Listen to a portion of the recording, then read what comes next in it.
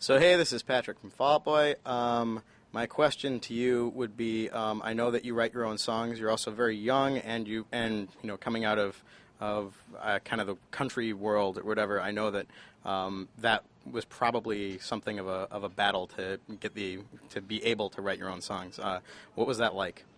Being young and getting to write your own material, it's not an easy feat. It's not an easy thing to prove that you can do in Nashville. But, it's like you just keep working at it. And if people won't listen to you and they won't listen to your ideas and they have the whole, oh, you're just a little 15-year-old girl, what do you know, mentality, then you choose not to work with them. And, I parted ways with some big companies early on, and it's not ever the popular decision to do that, but when you're so focused on wanting to be able to write your own material, nothing else matters. I signed with a tiny little record label just because I knew that they would let me write my own stuff, and it actually worked out. So it's been unbelievable, and I'm just so happy that the fans have been there for me and been able to, like the songs that I write.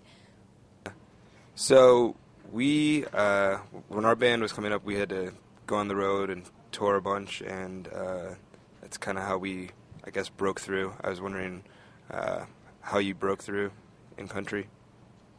Breaking through in country is, it's interesting because you do so many free shows and you do radio tour. A lot of people think that, when you go on tour, it's this glamorous thing right off the bat. I remember when I was 16, I left school and started going on tour.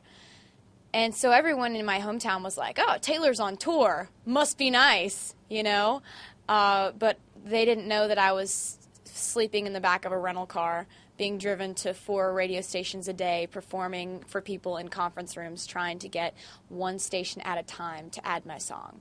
And, at night I would be playing free shows in bars when I was 16, and I had one song on the radio, and I would be playing 90-minute shows. And, it was just me and my guitar out there doing acoustic tours for about a year before anything really started happening, before I got on a major tour. So you do a lot of work, but it seems to go by so fast because you feel like you're so lucky to get to actually do it. So you've expressed a lot of interest in music outside of country, and I think it's unfair that everyone always would just put you in country. But often when spoken of, people, we get called an emo band. So what are some kind of elements of different styles that you're thinking of bringing into your repertoire over the years? I mean, you're pretty young, so you have a long career ahead of you. Was there anything that you're interested in exploring? I love great songs. For me, I don't sit there and compartmentalize genres based on, what kind of genre I like, therefore I'll only listen to that type of song. From the time I was young, country music was always my favorite, and it seemed to speak to me louder than all the other genres of music. But I never stopped listening to pop music. I never stopped listening to rock music. And when I'm listening to the radio, if I hear an amazing melody, that becomes my new favorite song, whether it's by, Shania Twain or Faith Hill or Kanye West or Fall Out Boy. It's like, I love great music. And so you incorporate different styles of music into different things that you do. Like, there's a thing that Fall Out Boy does, like with the syncopation of their words, where they'll talk really fast and the rhymes are really clever and it's very catchy, and it makes you think at the end of a line that they say, like, wow, that was a really cool play on words.